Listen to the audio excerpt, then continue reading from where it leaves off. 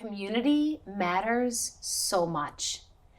And one of the things that I've become aware of is that as a society, we've become a very isolated society.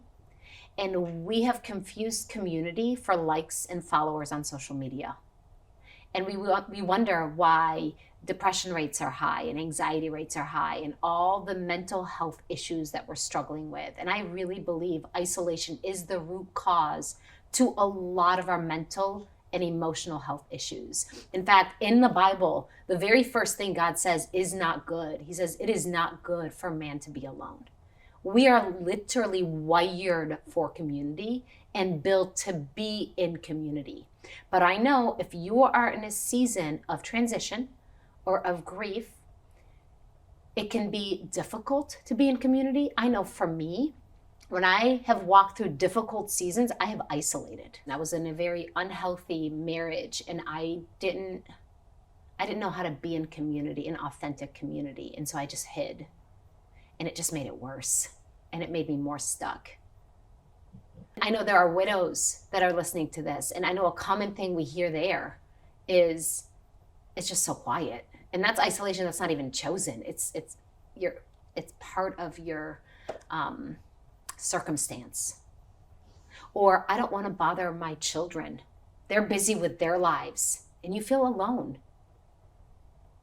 I know you might be a person who's caring for an elderly parent and you're busy. You are busy. You're trying to keep up with all the things and you're in task mode and you're running kids everywhere and you're driving to wherever you need to be driving to but you feel isolated. You don't have anybody you're really truly supported by or authentic with. And I just want to say isolation is destructive, and I want to say that community is available and community matters, but it's not something that just happens in our society today. We must be intentional about it. Community gives freedom. Community brings healing. Community brings support. Community allows us to be the best version of ourselves. Community grows us. Community allows us to have joy. Community allows us to be all that we're created to be. Community matters. Community matters. But it's not something that will just automatically happen. So let's talk about that. To me, I had to define healthy community for me, and it might look different for you, and I want to encourage you to think about that for you and think about what does it look like for you. Healthy community for me means support. Healthy community for me means authenticity. It means a place I can just show up as me and not hide or pretend who I am. Healthy community for me means love and encouragement. Healthy community for me is an equal balance of grace and truth. It's a place where I can be loved as I am, but it's people who are going to speak truth into my life and who are going to invite me and challenge me to be the best version of myself. Unhealthy community is the opposite of all of that.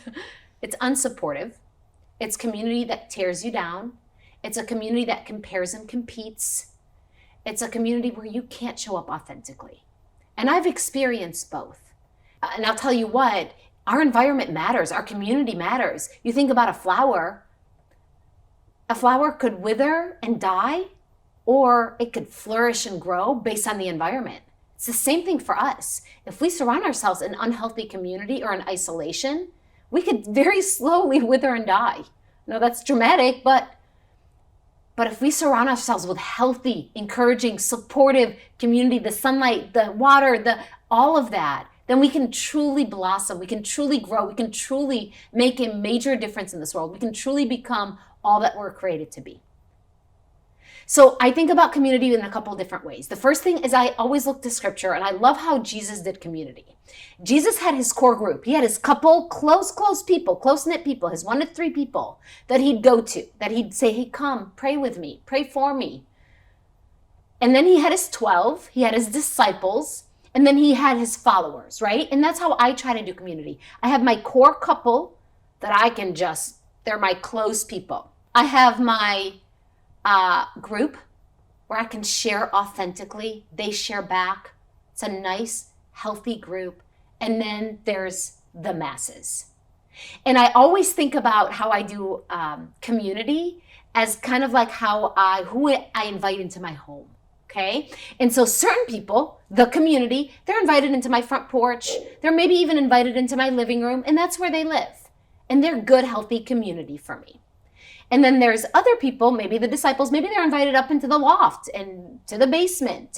And then there's my core. They're invited into the bedroom and they know it all. And it helps me to know where people fit, because then I can have really healthy community. And it helps me to know what kind of community I want, so I can be intentional about seeking that out. And I know when I was isolated, as I mentioned earlier, what I did is I started praying and I started getting clear about what do I need for me to have healthy community. And then I started noticing those in my life that already fit that. I started noticing those in my life that did not fit that needed to maybe get onto the front porch. I don't have to get rid of them, but maybe they're just not invited inside the house. And I can love them from a distance. And then I started acknowledging new people that were coming in, that God was bringing into my life to help me. I think sometimes as a nurturer, we are so good at giving, and we give and we give and we give and we overgive. And we're not very good at receiving, but that's not healthy community. That's actually extremely unhealthy community. And so it is so important that, yes, we give and we pour out into our community. And I want to encourage you to do that. And I want to invite you to go out and serve in your community. That's one of the best ways you can heal and really make a difference is to go out and serve, to get the focus off yourself and off your problems and off your issues and off your doubts, and go out and give back. But I also think it's so important to receive, to ask for what we need, to identify what we need and ask for it. And then the last part I wanted to talk about with community is conflict. When we're in community, there will be conflict. When we're in healthy, good, excellent community, there is conflict. Why? Because we are broken human beings. Why? Because everybody has stuff. That does not mean that it's toxic or unhealthy. Conflict resolution is part of being in healthy community. In fact, I have an excellent book that I would recommend. It's called Caring Enough to Confront by David Augsburger. And it's a really simple read. I like simple reads as usual.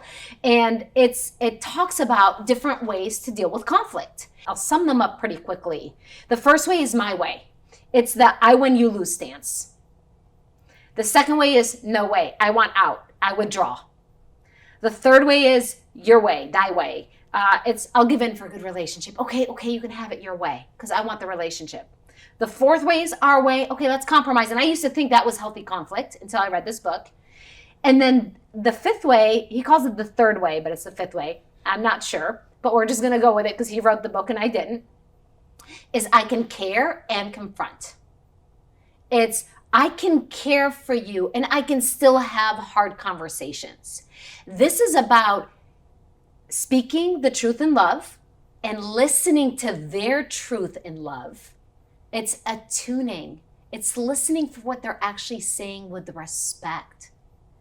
And then it's coming together to come up with a resolution. It takes two to be in a conflict relationship. Okay, so it can't all be them. There's a part that you play, and you owning that part is healthy community. You learning how to navigate that part is healthy community. You respecting their stance is healthy community. And if you can figure out how to do all of that, you can achieve so much more. You can have so much more peace, so much more joy than just sitting in the blame game. So as we wrap up the Nurture series, I just want to say thank you for joining us.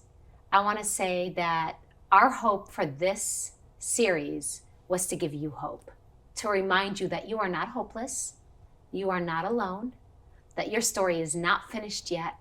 You have a purpose only you can give, and we want to invite you to step into that.